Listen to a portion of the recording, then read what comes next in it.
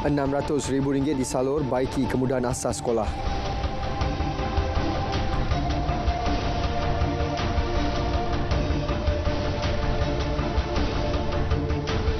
Assalamualaikum, salam Malaysia Madani. Berita tengah malam sama saya, Sahih Samsudin. Perjanjian dan usaha sama bagi pembangunan projek Katalis Lembah Wawasan Malaysia MVV 2.0 di Negeri Sembilan dianggarkan bernilai RM15.6 bilion. Menurut Perdana Menteri Datuk Seri Anwar Ibrahim, Kerajaan Persekutuan sentiasa memberi sokongan dalam membangunkan ekonomi di Negeri Sembilan. Teks ucapan beliau disampaikan Timbalan Perdana Menteri Datuk Seri Fadilah Yusof pada majlis pelancaran projek Katalis MVV 2.0.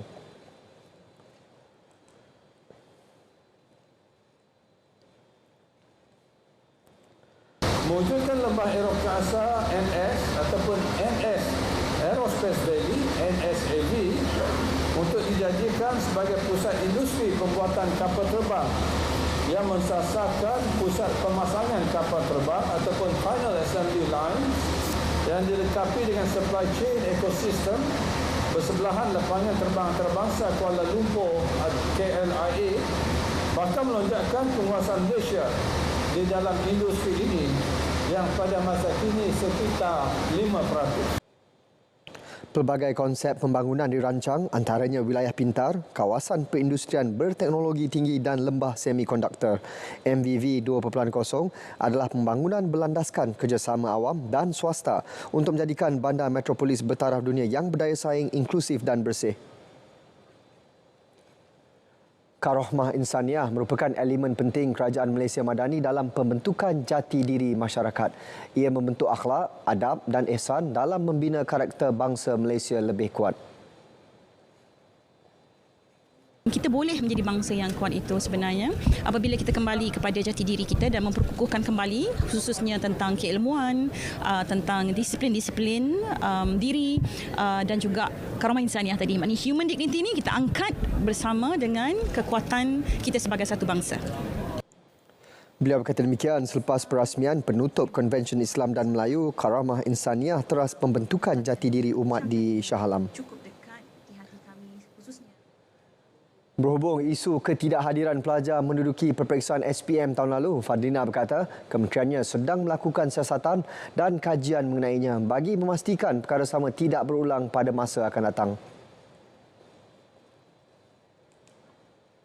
Untuk kita kongsikan selepas ini dan ambil tindakan dan intervensi bagaimana kita nak memastikan bahawa kehadiran ini pada masa-masa akan datang dapat diatasi. Ini masalah lama sebenarnya ya. Cuma kali ini kita jadikan dia sebagai satu langkah untuk kita pastikan bahawa calon-calon ini hadir dan maknanya ambil peperiksaan itu. Selain itu, KPM dengan kerjasama kementerian lain juga sedang meneliti pelajar lepasan SPM yang tidak mahu sambung belajar ke peringkat lebih tinggi. Tambahnya, langkah itu penting agar penyelesaian dapat diambil bagi memastikan pelajar ini mempunyai hala tuju jelas. RM600,000 disalur bagi naik taraf kemudahan asas 5 sekolah di Dewan Undangan Negeri Kinrara. Kerja baik pula itu melibatkan infrastruktur termasuk pembaikan padang, tandas, bumbung dan siling. RM200,000 diagih kepada Sekolah Menengah Kebangsaan Seksyen 4 Bandar Kinrara. Selebihnya diberikan kepada 4 lagi sekolah masing-masing RM100,000.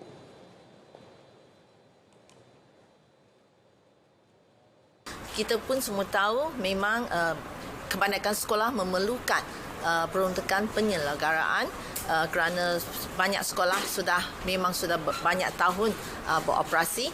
Okay, jadi saya amat berharap dengan jumlah peruntukan yang telah diselenggarakan dapat digunakan oleh setiap sekolah dengan baik sekali. Pertama sekali saya ingin mengucapkan ribuan terima kasih kepada Timbalan Menteri Pendidikan Yang Berhormat Lim Hui Ying kerana beliau bukan sahaja membawa peruntukan sebanyak RM600,000 ke sekolah-sekolah di Dun Kinrara, tetapi juga bawa 2 berita yang baik, iaitu sekolah baru SK Seksyen 5 Bandar Kinrara bakal dibina di Seksyen 5 Bandar Kinrara. Dan satu lagi berita baik adalah SK Puncak Jalil juga dalam rancangan dan akan dimasukkan ke dalam RMK 13. Dalam belanjawan tahun ini, Kerajaan Persekutuan memperuntuk RM900 juta untuk menyelenggara kemudahan asas sekolah. Malaysia menggesa dunia dan pemain industri digital bekerjasama bagi menjamin keselamatan cyber. Menteri Komunikasi dan Digital Fahmi Fazil menegaskan semua pihak perlu berperanan agar pertumbuhan sektor digital tidak terencat dengan isu terbabit. Cybersecurity is a shared responsibility, therefore, and there must be smart collaboration with each other for this purpose. Cyber domain transcends the geographical boundaries of countries. Thus, in almost all cybersecurity framework, international collaboration will be identified as a pillar or area of concern. There is a need for bilateral, multilateral, regional and international collaboration. Beliau berucap dalam rangka lawatan sempena misi pelaburan Minggu Teknologi London. Tahun lalu, lebih 6 trilion insiden berkaitan keselamatan cyber dilapor berlaku di seluruh dunia. Berdasarkan laporan Indeks Keselamatan Cyber Global 2020, menunjukkan Malaysia berada pada kedudukan kelima. Ia membuktikan kesungguhan negara dalam mengendali isu keselamatan cyber sekaligus menawarkan persekitaran selamat buat para pemain industri. Dalam forum berasingan bersama Pesuruhjaya Perdagangan United Kingdom dan Wakil Kerajaan Pakistan, Fahmi menggesa semua negara membantu syarikat pemula meningkatkan operasi. 40. Ask my team.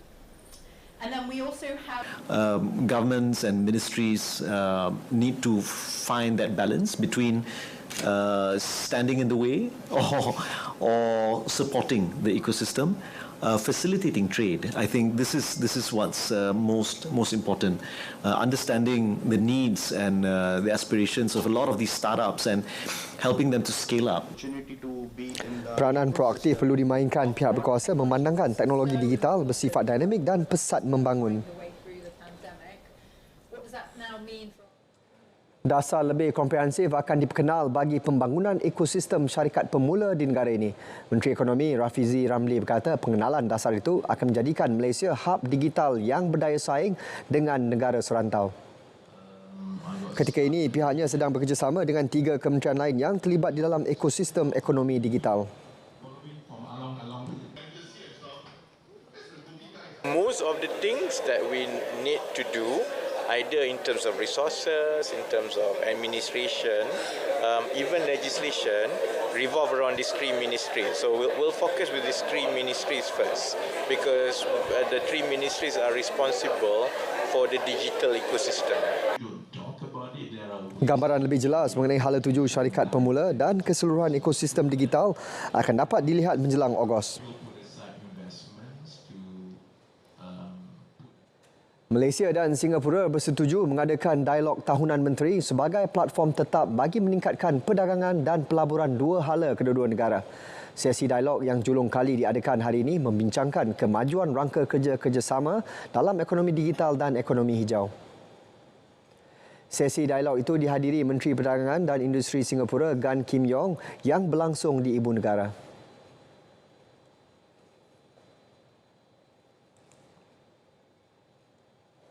Kita telah bersetuju ialah kita bersetuju untuk menubuhkan satu petugas khas dalam perbincangan kita hari ini ataupun task force untuk meneroka promosi perdagangan perniagaan rentas sempadan secara digital. So cross border trade on using digital platform.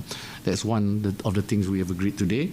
Dan kita juga setuju kita akan memanfaatkan platform perdagangan digital Matrade ataupun Matrade digital trade digital platform tu yang baru saya dilancarkan semalam, MDTP, yang juga kita akan bersama-sama dengan Singapura untuk inisiatif perniagaan tanpa sempadan Singapura. Jelas Tengku Zafrul, kerjasama digital dapat mengurangkan kos serta mempercepat inisiatif perusahaan kecil dan sederhana untuk meneroka pasaran ekspor. Bagi ekonomi hijau pula, kedua-dua negara akan berkolaborasi dalam program pembangunan kapasiti untuk pengekspor bertujuan menyokong peralihan kemampanan pengekspor. Kuala Lumpur dan Singapura merupakan rakan dagang kedua terbesar masing-masing dengan jumlah perdagangan 2 hala mencecah $83.53 bilion Amerika tahun lalu. Bahan rakib akan terus dipelihara sebagai warisan khazanah negara. Itu komitmen diberikan Kementerian Perpaduan Negara. Ia bertujuan meningkatkan semangat jati diri dan perpaduan dalam kalangan masyarakat menerusi bahan sejarah yang terdapat di Arkib Negara Malaysia. Memang mungkin dalam di keseluruhannya mungkin tak begitu ramailah rakyat Malaysia sedar bahawa kita ada satu venue atau tempat di mana sejarah ataupun bahan-bahan akhir disimpan. Itu adalah satu daripada cara kita memupuk perpaduan keharmonian jati diri untuk rakyat kita Malaysia.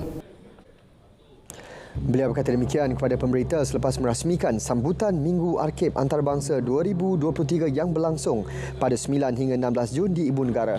Sehingga April lalu, jumlah koleksi persendirian yang disimpan di Arkib Negara adalah 235,507 unit.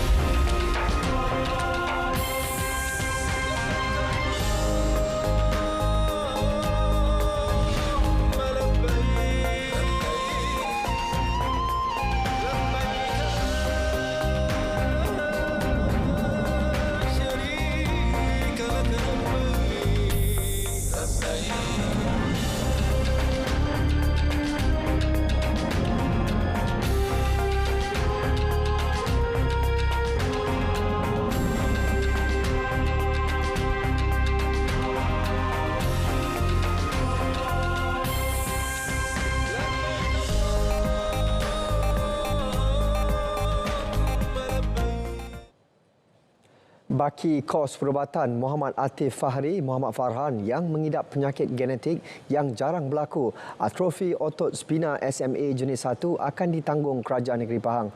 Atif berusia 16 bulan memerlukan suntikan ubat Zolgensma bernilai kira-kira 9.7 juta ringgit untuk kembali pulih sepenuhnya.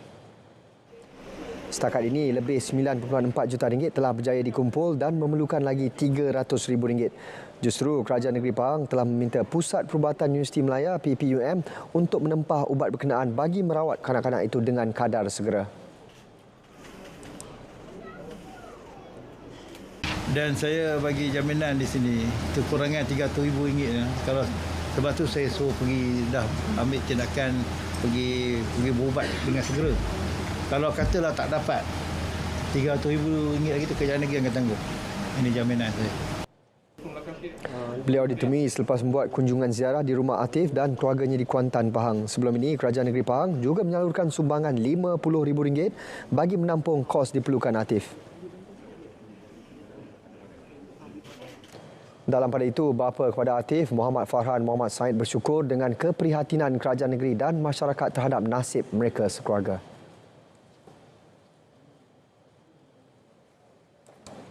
Minggu lepas kita dah ambil darah sampel Atif untuk hantar ke Amsterdam untuk test sama ada Atif sesuai tak untuk ambil ubat tu.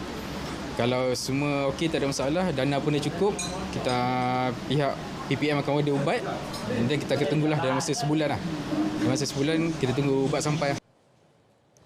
Anak bongsu dari 3 adik-beradik itu dijangka menjalani rawatan di PPUM serta akan menerima suntikan Zolgensma awal Julai ini. Ubat tersebut perlu disuntik sebelum Atif berusia 2 tahun untuk kembali pulih sepenuhnya dan ia terbukti berkesan kepada kanak-kanak lain. Kutipan dana yang dilancarkan satu badan bukan kerajaan berjaya mengumpul lebih 9.5 juta setakat ini. Orang ramai yang ingin menyumbang boleh ke pautan misirakyat.com Palang Bantu Palang Atif bagi meringankan derita Atif.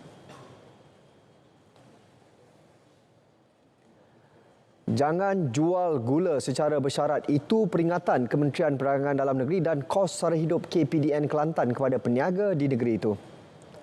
Pengarah KPDN Negeri Azman Ismail menegaskan pihaknya sedang melakukan pemantauan.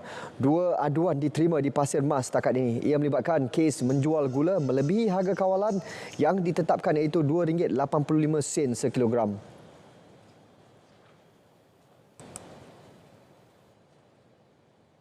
Kerajaan tidak akan kompromi dengan mana-mana peniaga yang menjual lebih dari harga kawalan. Okay, harga kawalan gula RM2.80 mesin, itu memang kena follow. Okay. Macam mana pun. Dan tak nak pun kalau kita dapati ada yang menjual lebih daripada harga kawalan, itu kita akan tindakan serta-merta. Okay. Sebab kita dah bagi amaran, kita dah bagi advokasi banyak kali. Okay. Kalau masih lagi berlaku, kita kuasa yang ambil tindakan. Jadi saya mengharapkan supaya peniaga-peniaga tolonglah. Okay. Sama-sama kita bantu rakyat, komuniti supaya tidak mengambil kesempatan dalam keadaan keterdesakan komuniti untuk dapatkan bekalan, terutamanya untuk musim adik lahar. Program Jualan Rahmah dilaksana KPDN membantu mengurangkan beban kos sara hidup terutama masyarakat luar bandar. Perkara itu turut dinikmati penduduk di Don Galas, Parlimen Gua Musang apabila program sama dianjurkan 2 hari sejak semalam. Dengan tawaran harga barangan keperluan lebih murah dari pasaran, kumpulan sasar dapat berjimat sehingga RM100 sebulan.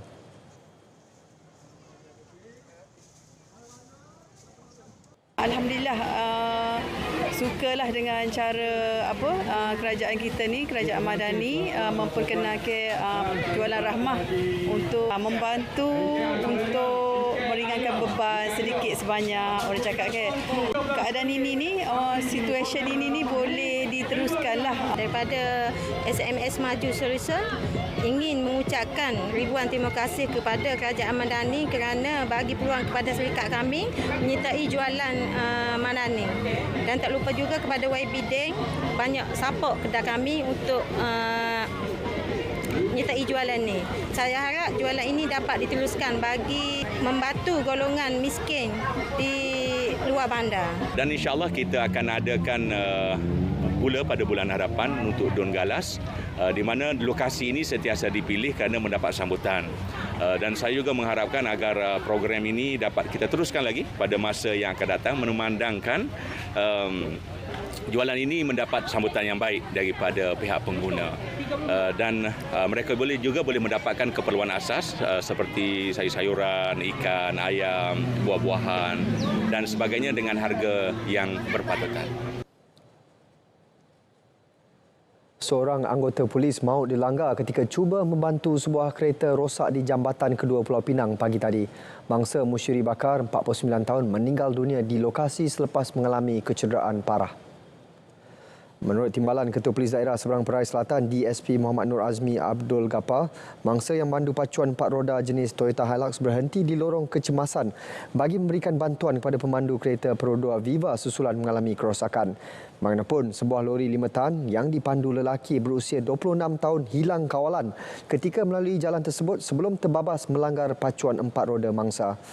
Akibat pelanggaran itu, mangsa yang berada di hadapan kenderaan tercampak ke lorong motosikal sebelum dilanggar penunggang lelaki berusia 34 tahun. Insiden tong gas oksigen meletup, kertas siasatan akan dibuka sekiranya terdapat unsur jenayah. Ketika ini, pihak polis sedang menunggu laporan penuh unit forensik, Jabatan Bomba dan Penyelamat Kedah selain mendapatkan keterangan pemilik premis dan beberapa saksi di tempat kejadian. Sekarang polis masih menunggu hasil siasatan pihak bomba lah. Sama ada unsur-unsur khianat ataupun apa sajalah. Kalau disahkan nanti apabila laporan daripada bomba mengatakan ada unsur khianat, dan polis akan start siasatan. Semalam, 3 beranak dilaporkan melecur selepas kereta dinaiki mereka meletup dan terbakar akibat tong gas oksigen meletup.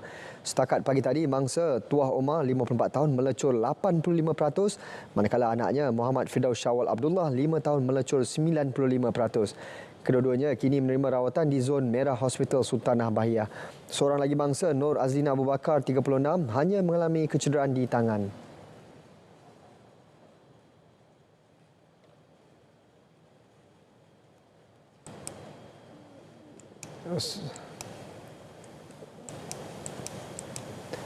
Seorang peniaga mengaku bersalah beri rasuah RM600 kepada penguatkuasa Majlis Bandaraya Iskandar Puteri MBIP. Lelaki berusia 43 tahun itu buat pengakuan selepas pertuduhan dibacakan di hadapan Hakim Dato' Ahmad Kamal Arifin Ismail. Perbuatan menyogok itu dilakukan Lau Yet Kiong di Pasar Mini Sri Skudai November tahun lalu. Mengikut pertuduhan, Kiong didakwa secara rasuah beri suapan wang tunai RM600 kepada pembantu penguatkuasa MBIP. Ia sebagai dorongan supaya penjawat awam itu tidak dikenakan tindakan ke atas pasar mini berkenaan yang langgar syarat lesen perniagaan dikeluarkan MBIP. Atas kesalahan itu, tertuduh didakwa mengikut Seksyen 17(B) Akta SPRM 2009. Sabit kesalahan, penjara tidak lebih 20 tahun atau denda 5 kali ganda nilai suapan atau RM10,000 atau mana lebih tinggi. Tertuduh diberi jaminan RM5,000 dengan seorang penjamin. Mahkamah putuskan 31 Julai depan untuk tetapkan hukuman.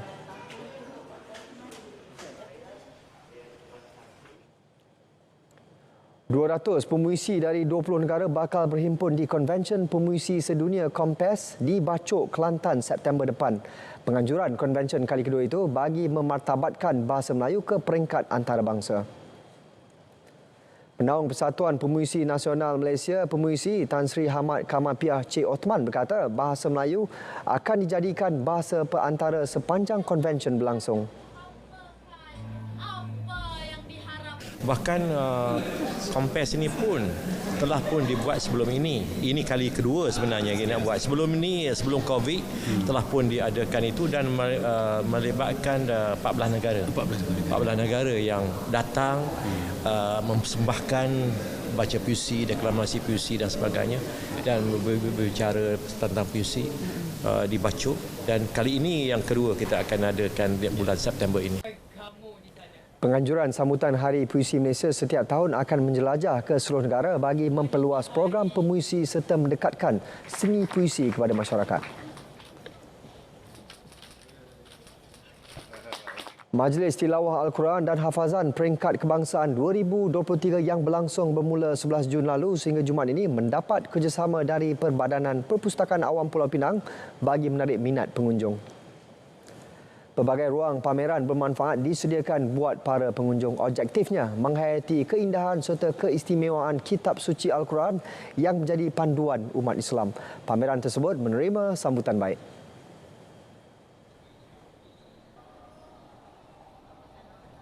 Kalau kita tengok pada hari ini rasanya dah tak ramai orang ingat siapa pemenang tilawah daripada dulu-dulu kan. Jadi kita cuba mengimbau kembali, kita bawa balik sejarah ke sini supaya semua orang hari ini boleh melihat kembali orang-orang tokoh-tokoh hebat dalam bidang Al-Quran lah. So, sebab tu kita pilih tema macam itulah. Saya dengan Naskah Aulia untuk rasa seronok dan berbangga dapat terlibat dengan program tilawah Al-Quran ini, dan sikit sebanyak saya dengan dia dapat menambah ilmu lah. Macam contoh hari ini kami buat dalam masa yang sama kami tembak PC, so kami buat acara yang disediakan lah, macam buat tulisan Al-Quran ni lah. Apa banyak yang info yang kita tak tahu kita dapat. Macam-macam dah. Start kemarin datang waktu pagi. Hari ni masih si petang pula. Sambil mendengar. Lepas tu tengok apa cara bacaan. Makcik pun tak pandai. Kita cari tentang kajian tentang sains, teknologi, engineering dan matematik dalam Al-Quran. Ramai? Ramai.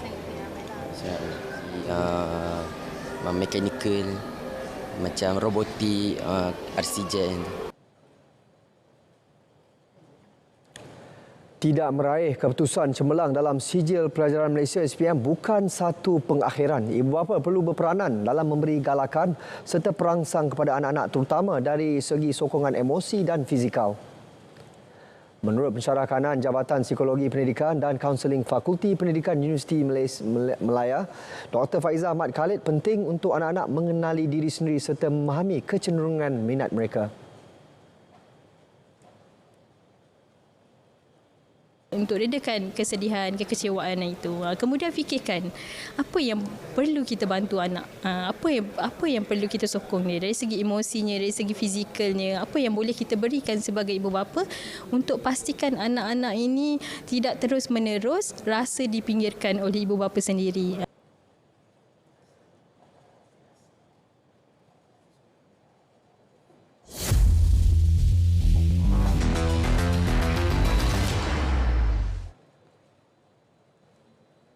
Bola sepak persahabatan antarabangsa, skuad Harimau Melaya mudah menumbangkan Kepulauan Solomon 4-1 dalam aksi yang berlangsung di Stadium Sultan Mizan Zainal Abidin, Terengganu malam tadi. Pertembungan menyaksikan skuad negara mendominasi permainan dengan menampilkan lebih 70% penguasaan bola. Malaysia yang diketuai pemain sayap Faizal Halim bagaimanapun tersentak dengan jaringan awal Kepulauan Solomon yang mudah disudahkan Rafael Lie pada minit ke-11. Tidak mudah panik, skuad kendalian Kim Panggon kembali memperkemas permainan dan memperoleh gol penyamaan menerusi rembatan penyerang naturalisasi Paulo Josue pada minit ke-40. Malaysia terus garang meledak gol kedua hasil sepakan penalti yang disempurnakan pemain bintang tempatan Arif Aiman Hanapi pada masa tambahan babak pertama. Memasuki babak kedua, Panggon memasukkan Akhyar Rashid, Safawi Rashid dan Litak bagi menajamkan bahagian serangan. Percaturan itu nyata berhasil selepas Safawi Rashid dan Litak masing-masing menyumbat gol pada minit ke-77 dan 90. Tamat perlawanan, Malaysia 4, Kepulauan Solomon 1.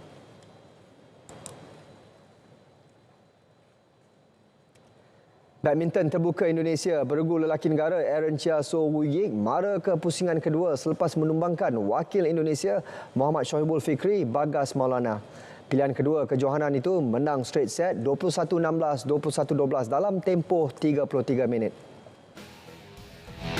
Aaron dan Woo Yik berjaya mempamer permainan kemas meskipun diberi tentangan hebat gandingan dari Indonesia itu sebelum menang set pertama 21-16. Wakil negara yang berada di ranking ketiga dunia itu kemudian tidak berdepan banyak masalah untuk menguasai set kedua dengan kemenangan 21-12. Aaron dan Woo Yik bakal berdepan sama ada gandingan Taiwan Su Qingheng, Yi Hong Wei atau beregu Korea Selatan Choi Sol Gyu, Kim Ho Yo dalam pusingan kedua. Sementara itu, beregu campuran negara Tan Kian Meng, Lai Peijing juga berjaya mara selepas menerukan gandingan England Gregory Mears, Jenny Moore dengan kemenangan 21-14, 21-13. Kian Meng Peijing akan menentang beregu Indonesia Rinov Rivaldi Pita Hanying Tias mentaruh dalam pusingan kedua. Dalam pada itu, harapan untuk melihat pemain perseorangan lelaki profesional negara Lee Zijia melangkah jauh dalam saingan kali ini tidak kesampaian. Pemain ranking 11 dunia itu tunduk 21-17, 21-13 pada wakil India Lakshya Sen.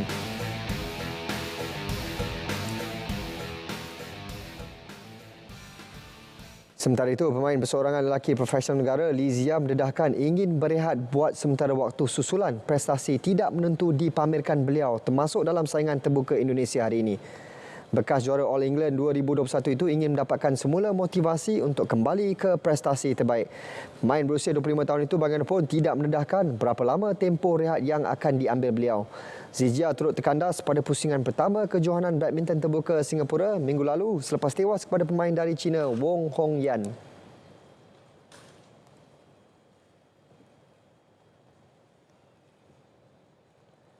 Berita tengah malam berakhir di sini. Saya Sahih Samsudin, Malaysia Madani, tekad perpaduan penuhi harapan. Assalamualaikum dan selamat malam.